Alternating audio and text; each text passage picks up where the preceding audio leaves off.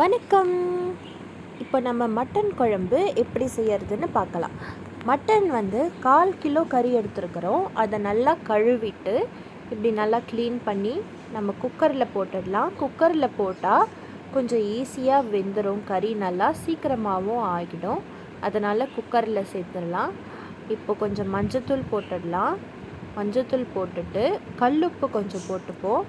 கல்லுப்பு போட்டால் கொஞ்சம் கறியிலையும் உப்பு நல்லா இறங்கும். அதனால தான் கல்லுப்பு போட்டுக்கிறோம். அதுக்கப்புறம் கருவேப்பிலை முழுசாக போடாமல் இல்லை இலை மட்டும் போடாமல் இப்படி நல்லா காம்போடு உடச்சி போட்டிங்கன்னா அந்த கருவேப்பிலையுடைய சாறு நல்லா இறங்கிடும் கறியில். அப்போ இன்னும் கொஞ்சம் நல்லா வாசனையாக இருக்கும்.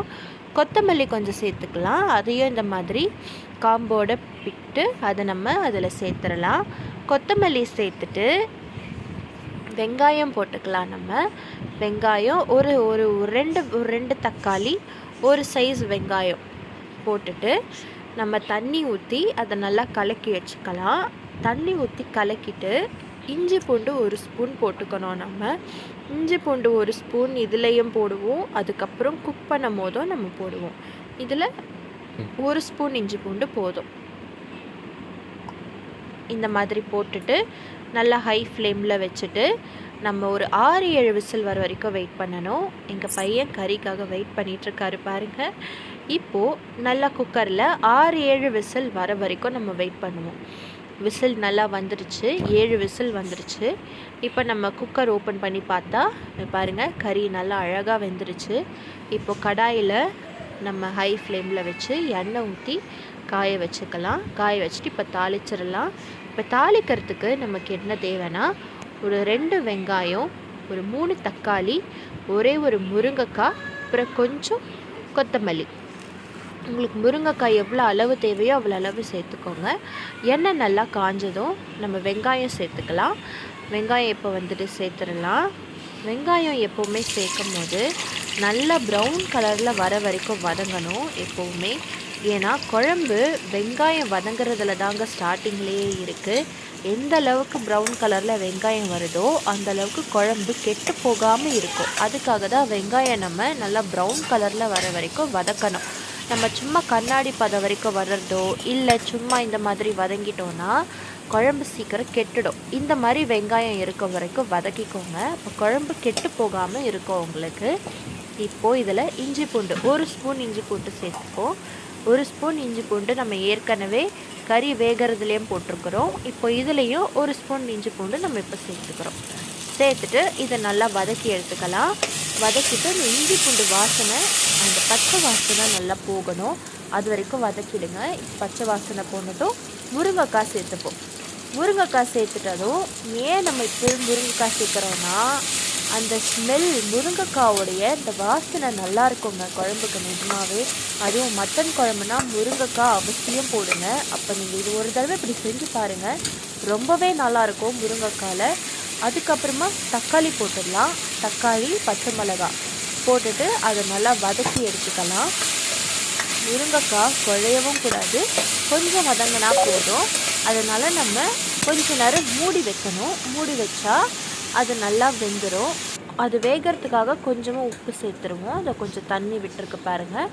அதை நல்லா வதக்கிறதுக்கு முன்னாடி கொஞ்சம் சூப் ஊற்றிக்கோங்க. கறி வெந்த சூப் இருக்கு இல்லையா, அது ஒரு கரண்டி ஊற்றுனீங்கன்னா கொஞ்சம் நல்லா டேஸ்ட்டாக இருக்கும் குழம்பு. இப்போ நல்லா வேக வச்சுருங்க. வெந்ததும் ஓப்பன் பண்ணி பார்த்தீங்கன்னா இந்த மாதிரி நல்லா குழன்னு வெந்திருக்கும். கறி நல்லா செய்யறதுக்கான டேஸ்ட் நல்லா தக்காளி முருங்கைக்காயில் நல்லா இறங்கியிருக்கும். இப்போ நம்ம என்ன பண்ண போகிறோன்னா இன்னும் கொஞ்சம் இந்த சூப் இருக்கு இல்லையா, அதை கொஞ்சம் எடுத்து ஊற்றுறதுக்கு முன்னாடி மிளகாத்தூள் சேர்க்க போகிறோம். மிளகாத்தூள் காரத்துக்கு இப்போவே சேர்த்துடலாம். 1 ஸ்பூன் மிளகாத்தூள் சேர்த்துட்டு இன்னொரு 6 ஸ்பூன் மட்டும் சேர்த்துருங்க. 1.5 ஸ்பூன் மிளகாத்தூள் சேர்த்துருக்குறோம். மிளகாத்தூள் சேர்த்துட்டு இதை நல்லா வதக்கி எடுத்துக்கோங்க. உங்களுக்கு காரம் எவ்வளோ தேவையோ அவ்வளோ நீங்கள் காரம் போட்டுக்கிட்டால் போதும். எங்களுக்கு நாங்கள் 2 ஸ்பூன் சேர்த்துப்போம். இதை நல்லா வதக்கி எடுத்துட்டு அந்த மிளகாத்தூளோட வாசனை போகிற வரைக்கும் நல்லா வதக்கிக்கோங்க. வதக்கிட்டு அந்த சூப்பே ஊற்றுங்க, தண்ணி ஊற்றாமல். அப்போ நல்லா இருக்கும். அப்புறம் கொஞ்சமாக தண்ணி ஊற்றிக்கிட்டால் போதும். எவ்வளோ குழம்புக்கு தேவையோ அவ்வளோ நம்ம தண்ணி சேர்த்துக்கிட்டா போதும். பாருங்கள் நல்லா கொதிக்குது, கொதித்து வருது, நல்லா குழம்புக்கு ரெடி ஆகிட்டுருக்கு. இப்போ நம்ம அந்த கறியை வந்து நம்ம சேர்க்க போகிறோம். பாருங்கள் முருங்கைக்காய் கூட நல்லா குழையவே இல்லை, பாருங்கள் உடையவும் இல்லை குழையவும் இல்லை, இந்த அளவுக்கு தான் இருக்கணும். இதில் நம்ம வந்து கறியை இப்போ வந்து சேர்க்க போகிறோம். கறியை சேர்த்துட்டோம் அப்படின்னா கொஞ்ச நேரம் மூடி வைக்கிறோம். இதோ கறியை நம்ம நல்லா சேர்த்துட்டோம். இதில் அப்படியே நம்ம சூப்போடு நம்ம சேர்த்துக்கணும். சேர்த்துட்டு எவ்வளோ தண்ணி தேவையோ, குழம்புக்கு தேவையான தண்ணி எவ்வளவோ அவ்வளோ ஊற்றி நல்லா நீங்கள் வேக வச்சுக்கோங்க. வச்சுட்டு ஜஸ்ட் அந்த மிளகாத்தூள் வாசனை போகிற வரைக்கும் வெந்தால் போதும். மற்றபடி ரொம்ப ஒன்றும் நமக்கு குழம்பு வந்து கொதிக்கவே வேண்டாம். மிளகாத்தூள் வேகிற வரைக்கும் வெந்தால் போதும். கொதிக்கும் போது நல்லா உப்பு காரெல்லாம் கரெக்டாக இருக்கான்னு பார்த்துக்கோங்க. உப்பு காரம் கரெக்டாக இருக்குதுன்னு தெரிஞ்சதும் கொஞ்சம் நேரம் மூடி வைங்க. மூடி வச்சு இது நல்லா குழம்பு கொதிக்கணும். இப்போ குழம்பு நல்லா ஆகிடுச்சு. மட்டன் குழம்பு நல்லா டேஸ்ட்டான மட்டன் குழம்பு நல்லா ஆகிடுச்சு. பாருங்கள் கறியும் நல்லா வெந்துருச்சு, முருங்கைக்காய் வாசனை நல்லா இறங்கிடுச்சு அதில்.